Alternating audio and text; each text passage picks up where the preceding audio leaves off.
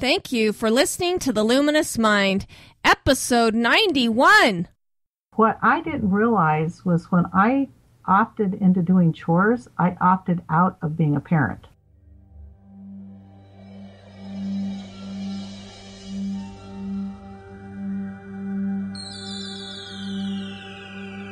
Benjamin Franklin once said, "Do not curse the darkness, rather light a candle instead."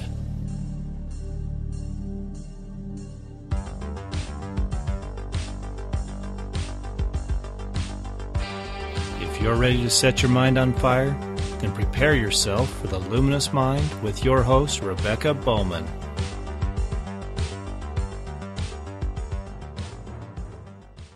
Today's fire starter is Donna Goff. Donna and her husband are parents of 7 children and grandparents to 13 grandchildren.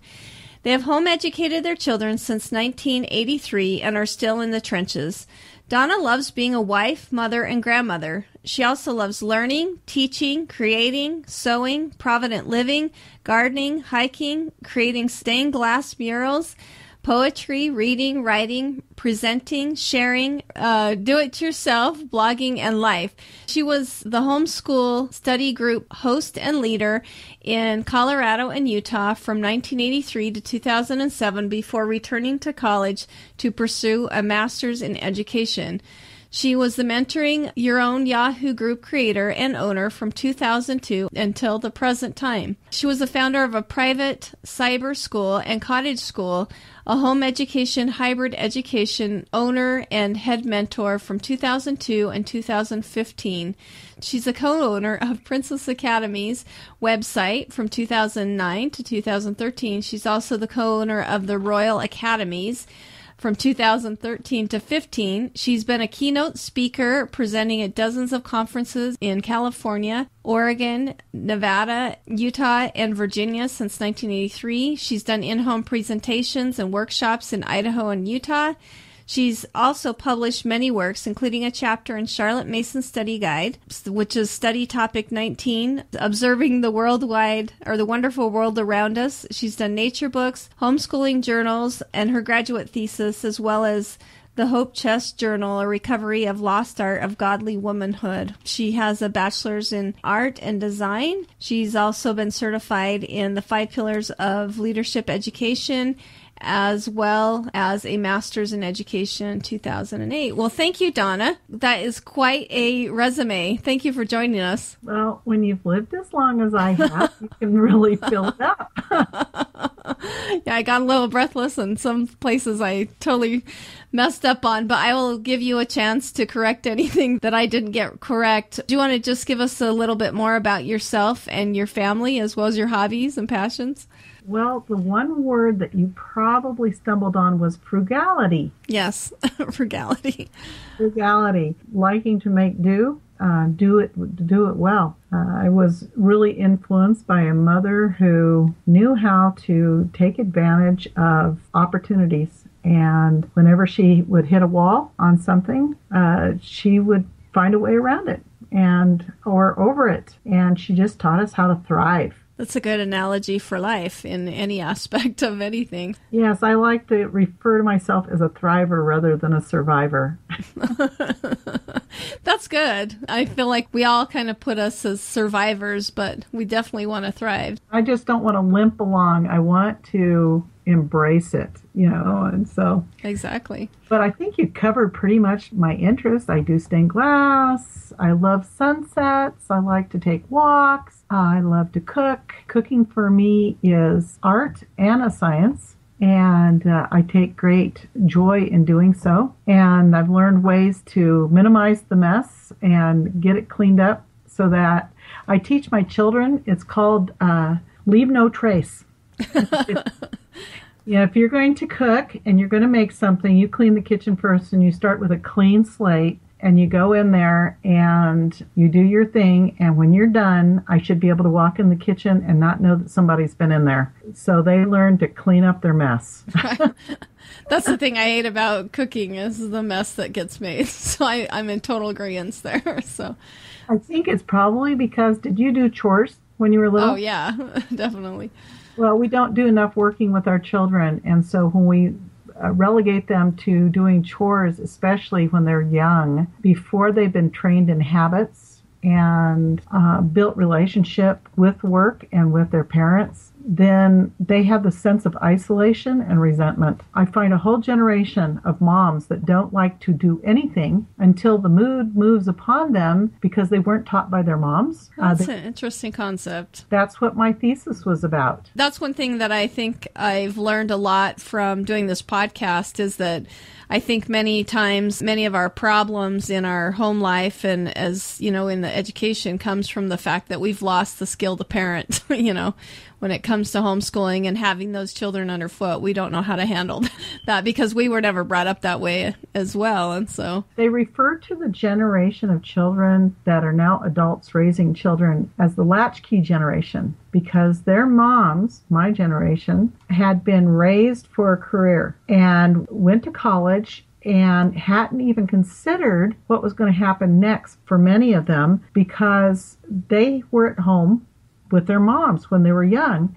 And so all of a sudden they're coming toward graduation and they're looking at careers and they're getting married. And, oh, how do I balance this, having children and a career? And they didn't want to leave their children with people who were in business to take care of children. They wanted to leave their children with family, somebody that shared the same values and would reinforce them. Well, these children would go to aunts and neighbors and grandparents until school started. And once they were in school, a lot of them came home and were entertained by the TV until their moms got home. Yeah, exactly. And so they were latchkey children. That's pretty much how I was raised. Yeah, exactly. Well, and so with that experience, parents aren't taught how to work with kids, how to teach kids how to set habits. And if you are a person that didn't have habits instilled in you as a child, it is really hard to know how to go about doing that. We think that the minute a child can talk and answer our questions, they're intelligent enough to know what we want them to do. And so we say, I'm done cleaning their room, go clean your room. And the kid takes all day and we don't get it. And then we tell them, well, if you clean your room, as soon as it's done, you can play with your friends. You can watch TV. You can be on the computer. And what the child is hearing is, you're being punished. You can't do any of these things until the work is done. And the child comes in to look at the work. And although it may seem simple to the adult mind, which has been organized, the child's mind is still organizing. And they look around and they think, where do I begin? Then they remember mom said, clean your room. So they think, well, mom wants a clean floor and a clean bed. So they pull the top blanket up over the bed and it's all lumpy. And they stuff the clothes underneath the bed and in the closet and the toys under the bed and in the drawers. Now the room, the floor is clean. The bed's made. You don't see the toys out. And they think that they've achieved it. Parents look at it, that child cheated or lied. And the child doesn't grasp all that yet. They can't talk to us that we know that they know what we're asking them to do, and it just escalates. Yeah. Well, and then the relationships don't end up being relationships of love. There's all this tension. So why don't we go back kind of from the beginning and learn more about kind of your educational experience and how you've came to this educational philosophy. Kind of tell us a little bit more about that and then how that paradigm kind of has shifted for you. Well, I guess one of the reasons why it makes it easy for me for moms is I did it. I was once there where they are now. When I first got married, my mom was divorced when I was a kid, and she taught me how to do dishes and to clean and taught me to do those things, but I only had one younger sibling. There were no children in the neighborhood to babysit because they were all about my age, and so I didn't have that kind of experience. And so, brand new mom, my oldest son accuses me. He says, well, I was your guinea pig. I said, excuse me? I wasn't a parent before. I was your guinea pig. Exactly. And he worked right alongside of me because I didn't know any other way. That was the way I was raised, doing with. So at least that part I got right until number 2 and 3 came along. And a friend of mine was with a little bit older children than mine was talking about her system, about how she would teach her children once and then do it with them once and then observe them doing it once, and then it was their job. And of course, her children were developmentally middle of elementary school, and my kids were, 5, 3, and 2. And I didn't understand child development at that time. When I was pregnant with that 2-year-old, before she was 2, of course, when I was pregnant with her, a friend of mine offered to watch my boys while I went to my appointments. And she was teaching her kindergartner how to read. Well, my boys weren't kindergarten level yet, and she was using the Doman method of teach your baby to read. And she asked if I would allow my kids to do it with her daughter. And I said, sure, it's not a problem. I think that they maybe have learned possibly as many as 20 or 30 words to read them, and that was it. It wasn't like I was doing it at home with them. They were doing it over there like once a month. I mean, we're not talking heavy involvement in teaching them. And at home, I was taking my kids for long walks, taking them to the park, letting them climb and play and crawl and spin and slide and balance. And we built a play area in the backyard for them with a balance beam and the overhead ladder and things like that. We gardened and we'd tell stories, and I'd sing them lullabies, and I built their attention span reading to them. We didn't have a TV, and so we had a very simple life. I didn't know I was benefiting my kids. I just was doing what I thought was right. And then when this daughter was born, they had a group come out from Philadelphia to teach the Better Baby course from Glenn Doman. Teach your baby to read, teach your baby to do instant math, teach your baby encyclopedic knowledge, all that. And I went to the class. She was born in November, and so this was March. So she was about 4.5 months old, 4.5, just under 5 months. And the thing that intrigued me more than the encyclopedic knowledge and teaching babies to read and do math was their physical program on how to develop the brain, because I didn't know anything about child development. And they talked about feeding the brain, what the nerve endings are made of cholesterol. And so all these weird diets that we went on didn't make America thinner. Oh, yeah. It was fatter. And, all this focus on cholesterol hasn't made us healthier. It's actually created problems with the elderly because the nerve endings in the brain are covered with cholesterol. And if you're restricting your cholesterol, what is that doing to your brain? Yeah, it's shutting it down. And so I thought, okay, I want my daughter to have a healthy start. I cook from scratch and we garden and things like that. And I took them out for walks. I'd been walking with my older boys since my oldest one was, 2 years old. The next one down was in a baby carriage. I had a friend that was German, and she had just moved from Europe, and she invited me to walk with her every day. So we would take hour-long walks in Denver, all weather, snow. We'd buckle up and we'd go out there because that was the European way. And side benefit is it kept me trim back then. But I didn't realize what it was doing for my children's bodies and brains. It's good for them. Exercise. It was so good for them. And my daughter, I remember the first class I went to with the Doman thing, and they said that they went all over the world trying to figure out what things developmentally were inherent to human beings and what things were culturally imposed. And they found that in cultures around the world that they could sweep the floor and put the baby on the floor to crawl and things were the countries that developed a high form of literature and language and math. That's interesting. And areas where they strapped the babies to their body, the children would develop very far distant vision. They could see that poisonous spider on the tree that you and I can't see, but they didn't develop the written language and they didn't develop high-level math. It was just the numbers they could count on their fingers and toes. And I thought that was very interesting, that they found that babies, like in the Eskimo babies, if you put them on a rug next to the mom right after they're born, that baby's going to wriggle and move, and what they call crawl is belly down and pulling with your hands and everything else, and what they call creeping is up on hands and knees. So they said that babies in Eskimos were crawling at birth. I thought, no way.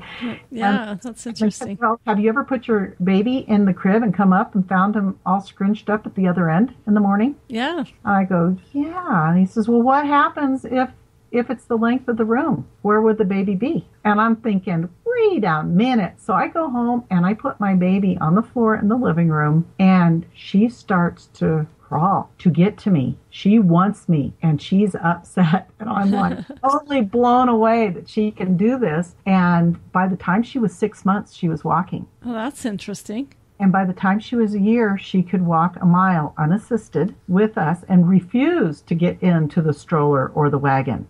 I can do it myself. And so here you have this little pipsqueak that looks like she's 6 months old because she's burning all of her calories, and she's a year old and talking, and people are totally amazed because it looks like a 6-year-old is walking and talking, you know. I mean, 6-month-old. Anyway, that was the part of the program that I got into, that I felt that I could do with my kids.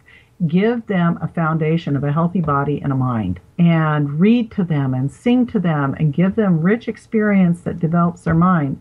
That part was great. But then I run into this friend who teaches me what I taught you about teaching children to work, and my children up till that time had been doing family work, working with mom, and they were doing fine. But I was a new mom, and I was unsure of myself, and I dropped everything I did, and we started doing chores. And we did chores for over a decade, but it wasn't working. There were times that we went the entire year on the same chore. There were times that we rotated them quarterly. There were times that we did it monthly, weekly, and there were other times that I even went through the level of saying, okay, this is boring for them. I'm going to change it up. Every day it will be something different. They just check it off on the list. And what I didn't realize was when I opted into doing chores, I opted out of being a parent. I also opted out of all the great learning experiences and the bonding that can go along with it, and the teaching of habits and the training of values and character that go with working with your children. I did not get that at that time. And I went through a change in 2000. I read an article about family work a friend brought to a homeschool moms. There was a bunch of us that got together, and we called ourselves the Sidetrack Home Educators. And we were looking at how to organize our homes better and how to teach our children better. And I read this article, and the first time I read it, I patted myself on the back and said, oh, I'm doing great. We do family work because all of my children work in my family. I totally missed the whole point of the article. Working with them, not just chores. That the working with them was the curriculum. And it's what trained them. It's what raised a generation with a work ethic that was phenomenal. Well, and really to be successful in education and anything that a child studies, if they know how to work hard and stick with something, they're going to do way better whatever they do. So that's true. And the other factor of it is we don't realize that when we give children chores and say that they can get them done by whatever time, we're teaching them the same bad habits we have of doing things in the mood. They will put off doing it because it's distasteful, it's isolation, it's confusing, and it's frustrating for them. And so they put it off until the last minute. And so they're being trained to do things in the mood. They don't learn to do things systematically. If you hire a company to come in and clean your building, and they just came to do it when they were in the mood, how long would they stay in the business? Yeah, they wouldn't stay in the business. They come on a regular basis, and they do it in a systematic way to get it done. And I thought, I have to learn systems. I have to help my children learn systems so that they can function better in academics, because if they're not studying because they don't feel like it, they've learned to live in the mood.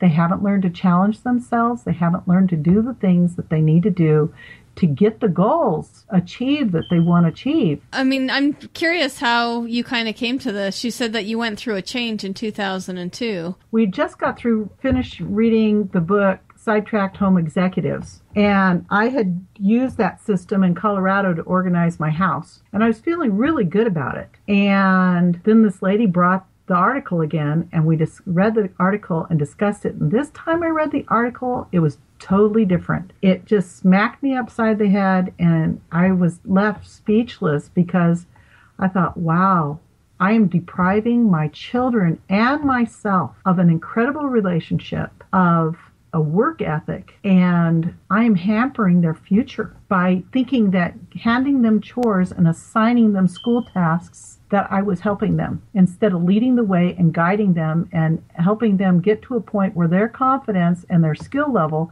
was such that they could stand on my shoulders. Yeah. And I came home that day totally blown away by the epiphanies I was having. I called all the kids into the living room. I brought the chore chart in there and I dramatically ripped it in half and said, we're not doing chores anymore. And they probably cheered. They looked at me and they thought, okay, what's coming next? They knew enough about me that they're thinking, okay, the house isn't going to clean itself. So if we're not going to do chores, what's this going to look like? And I just said, we're going to work together. And when people come to our house to eat dinner and we all come into the kitchen and they're talking to me while I'm finishing up the last bit, and my kids start whizzing by them, putting all the stuff on the table, the utensils and the plates and the cups, and they're getting out the salad dressings and toppings, and somebody says, oh, we didn't make the salad, so they pull out the lettuce and they start chopping it, and the person that's sitting there is the only person in the room not in motion, and says, is there anything I can do? Just sit there and talk to me. And they just totally, their jaw drop amazement of how this is all just kind of orchestrating, because we've done it so much, it has become habit for them to be able to come in and look and see what needs to be done. It's the way initiative is developed, by first establishing the habits. Before we go on, let us take a minute and hear about our sponsors. Ready to homeschool your children, but you have no idea where to start or how to do it? Already homeschooling, but you're running into problems, or maybe you just want to improve results? Are you an expert homeschooling parent looking for every possible angle for your children? The Homeschooler's Handbook, written by an award-winning teacher with over 40 years experience at every level of education, has the tools and answers you're looking for. Use the link on the luminousmind.net podcast show notes page and buy your own copy of the Homeschooler's Handbook today.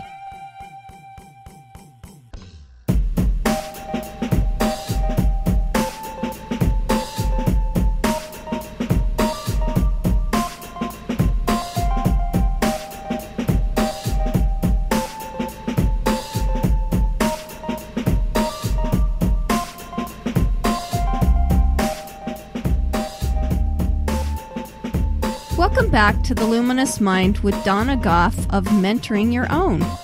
Well, there's probably more drive where it's not kind of a forced thing. They're able to, like you said, kind of work together and look around and see what needs to be done versus having someone barking orders at them. Is that? Oh, yeah, or threatening them that they can't play or they can't have computer time or whatever. And we also don't realize that when we put computer time as a reward, or whatever we put as a reward, we elevate as more desirable and more important and valuable than the very thing that we want them to do. Yeah, because it's skill that they have to have later on in their life to be, functioning adults.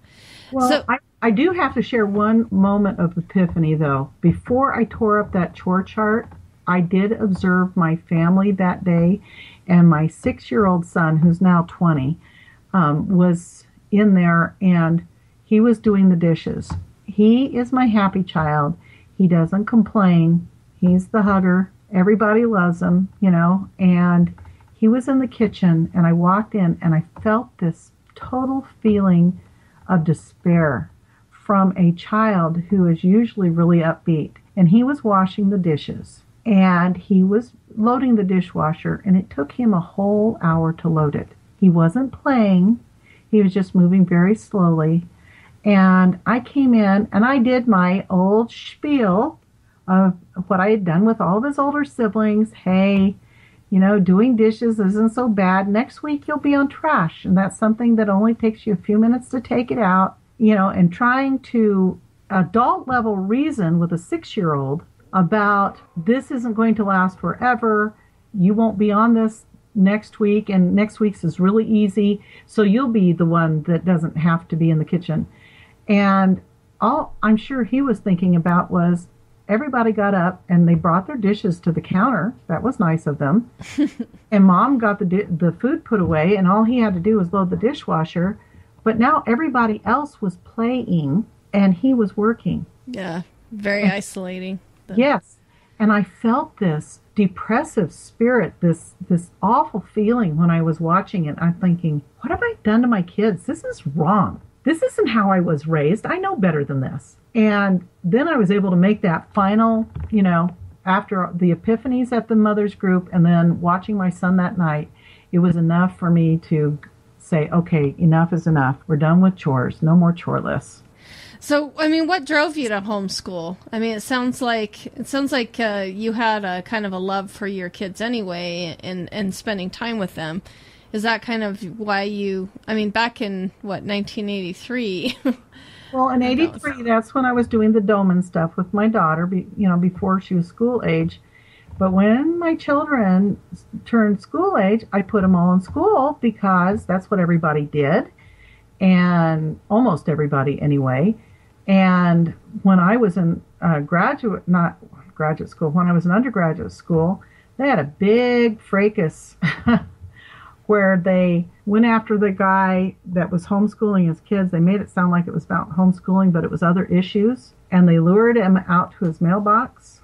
Well, he went out to his mailbox and he saw an LA Times truck there, and it was an ambush. Oh, wow. They went to arrest him, and the guy died. And it was a polygamist. There were other issues going on, but that's not what the press printed. So everybody's thinking, oh, wow, homeschooling's illegal. And it's bad, yeah. It's bad. And I moved to Colorado, and I was in Colorado, and my kids were in school, and my older boys were shutting down.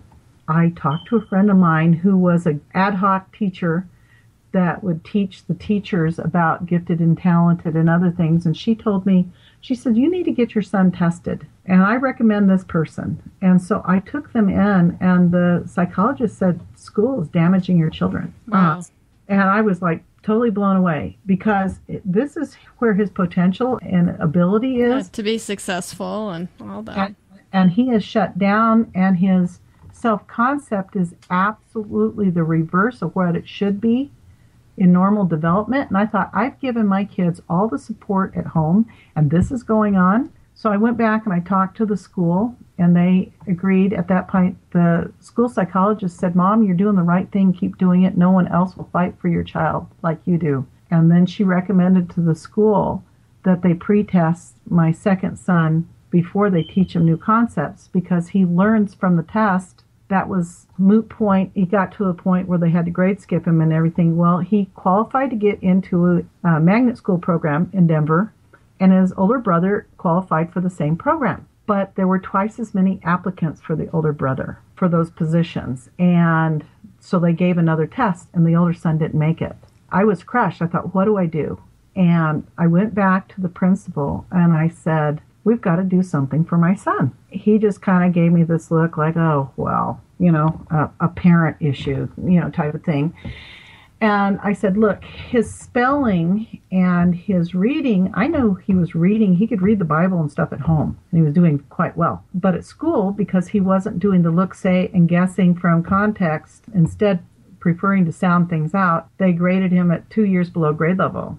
His spelling was low. And so I went to the principal and I said, well, can you remediate these things? And he says, well, they have to be 2 years below grade level before we can get federal money to help him. And I said, well, he is. And they said, no, he's 2 years below grade level in two areas. The rest of it is so high up there, we can't help him. Wow. So you kind of have to be failing in everything in order to... Yeah. Well, that was exactly when I went back. I said, so you're going to wait until these two areas pull him down so far that he's 2 years below grade level across the board? And then the principal looked at me and he said, Mrs. Goff, I suggest you homeschool your son. He says, I wouldn't suggest this for everyone, but you can do this. And they just changed the laws 2 weeks ago. All you have to do is give me your 2 weeks notice right now. Wow. What was your reaction to that? I was totally blown away.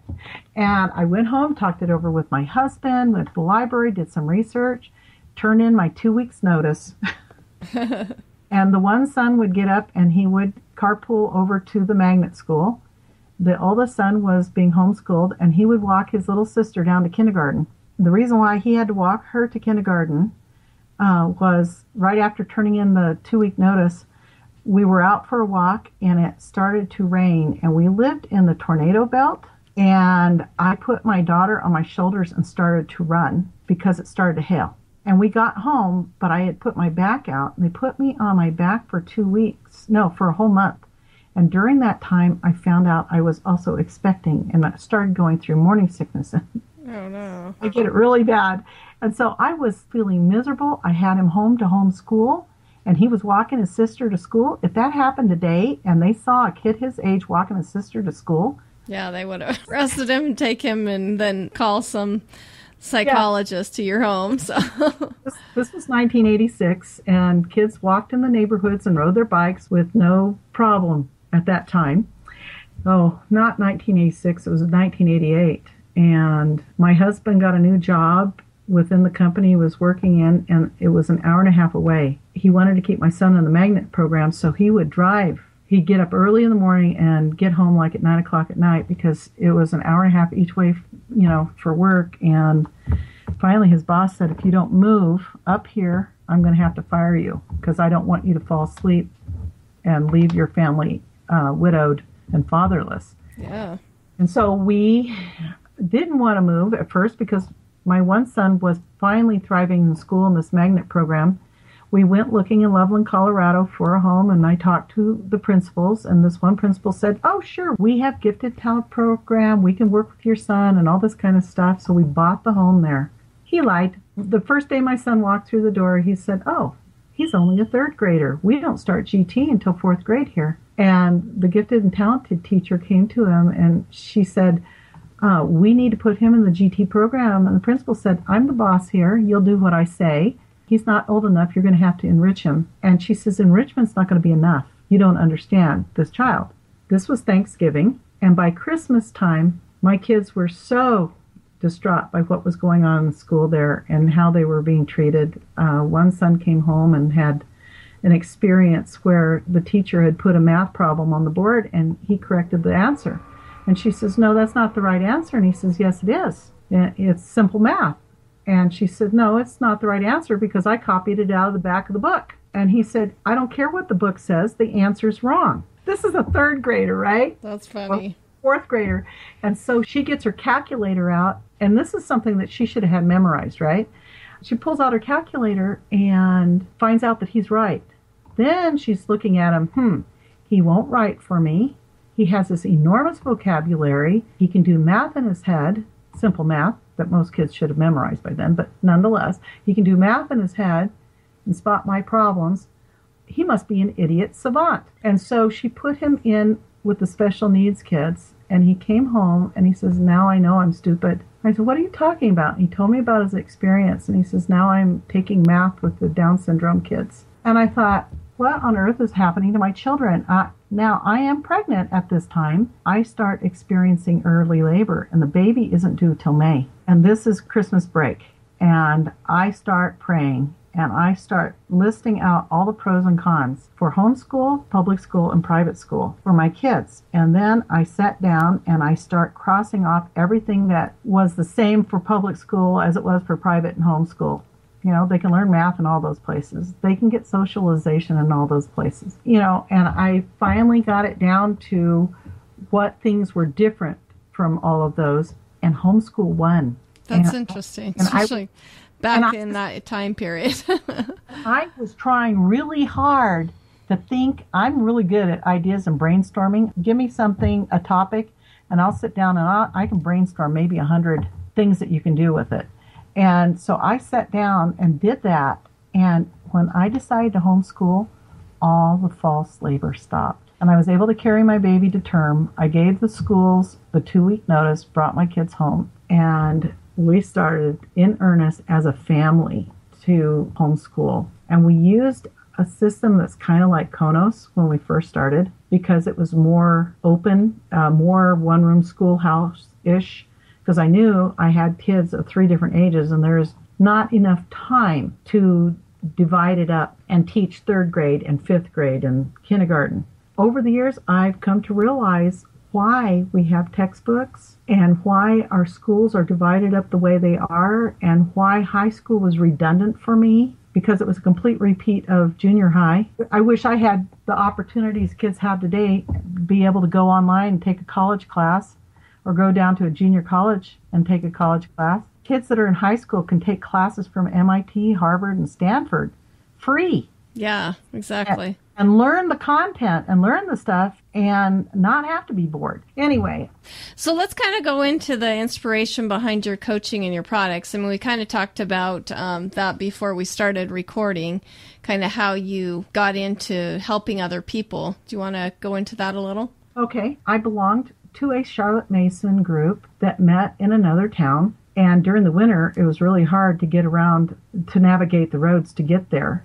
And that next summer, they had a huge Charlotte Mason conference, and people living down in my area wanted to have a support group because they didn't want to drive in the winter that far. And I decided I'd start a support group in my home, and we would do what I had been doing with the study group that I had been meeting with. And that was to go through Charlotte Mason and discuss how she taught math, how she taught reading, how she taught habits, how she taught languages, how she taught science and nature studies. We were loving it. We had a wonderful group, but every month it took me an hour or so to contact everybody because we're all moms and we like to talk, and you'd call somebody, how are you doing? And before you know, time has flown. Yeah, exactly. And one of the moms in the group said, why don't you start Yahoo group? I thought, what is a Yahoo group? And she told me, you can go online and you can type up a message to everybody that's part of it and we'll go to everybody's email. And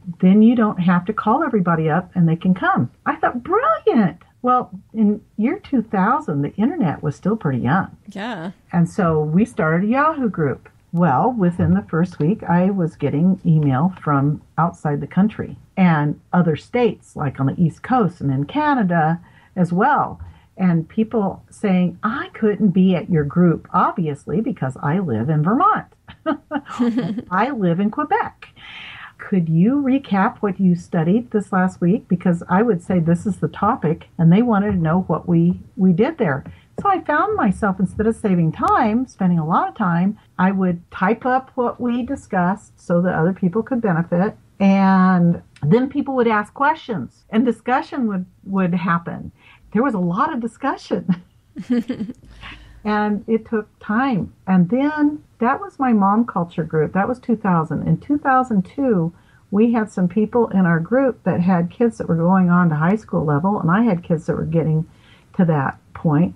And one mom suggested I start a school. I decided first I started a Yahoo group in January 2002 called Mentoring Our Own. We were discussing leadership education and the classics, child training, and all kinds of topics like that.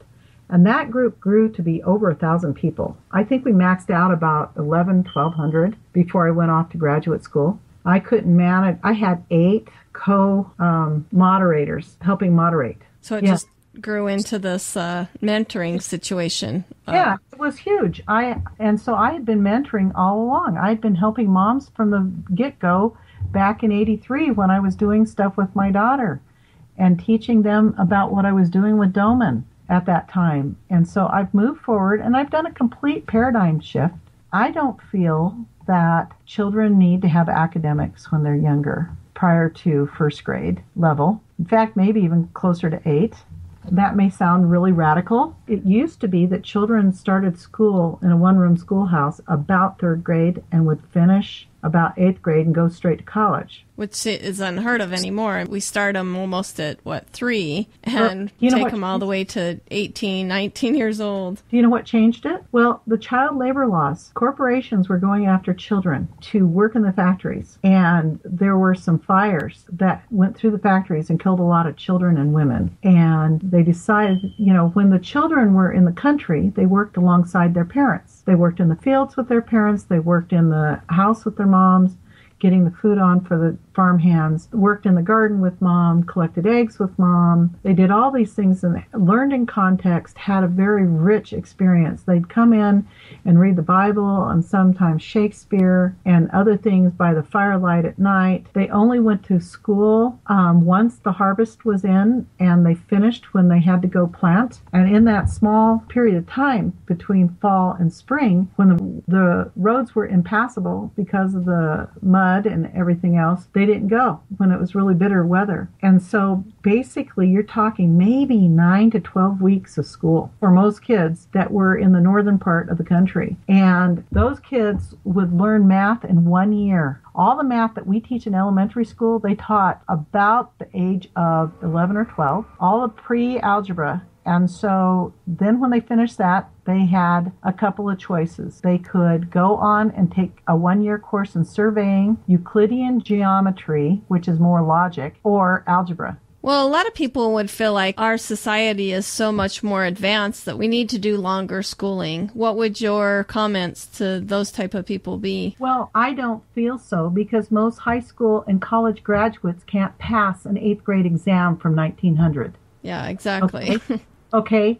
The child labor laws, Dewey was trying to protect the children from the corporations getting them into the factories. These children that worked alongside their parents and learned naturally now live in the cities. If the parents are going to work and the children are prohibited from going to work because of child labor laws, what do you do with the children?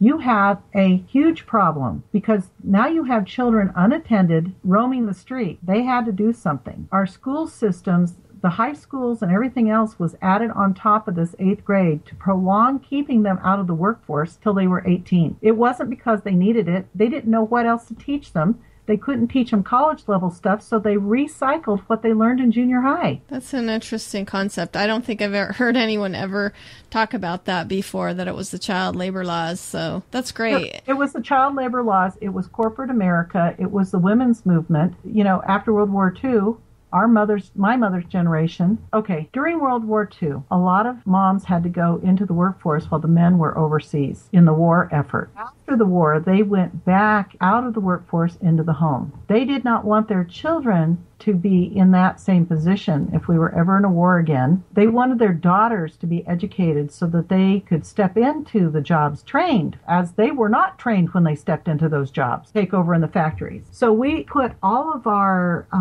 resources, or no, we put all of our eggs in one basket. We put it all into educating for a 9-to-5 job, and we totally abandoned for them. Well, I can't say totally. There were some pockets throughout the country, but a majority of the children raised after World War II were raised for a career, and they were not raised with any kind of skills to run a home or take care of a family because they weren't raised alongside their moms doing the stuff. Yeah, exactly. It became a latchkey generation. So we put all of our eggs in one basket for a 9-to-5 life. But 9 to 5 is only 1/3 of our life. And it's not even 1/3 of our life because it's 5 days, not 7. Well, and the life satisfaction too. You know, a lot of people that are doing the 9-to-5 job that we've all been trained to do in our public education, but you just don't see people as fulfilled as they are when they follow kind of the natural instincts of taking care of themselves. What would you say about that? Be sure to download our podcast on Wednesday to hear the conclusion of our interview with family and school mentor Donna Goff. Thank you for listening to The Luminous Mind. To learn more about Donna Goff, go to our show notes at theluminousmind.net. Be sure to become a subscriber to our free email list and consider joining our program by going to the scheduling tab to become a fire starter today. Help support the podcast by making all your Amazon purchases through the free Amazon widget on our website. Also, sign up to receive 2 free audiobooks from Audible at theluminousmind.net. Like us on Facebook, follow us on Twitter and Google+. Get our audio content on YouTube, iTunes, and Stitcher. To help us grow, consider telling your friends about us. Leave us a review. Tell us how we can help you so together we can continue to light minds on fire and change the paradigm of education.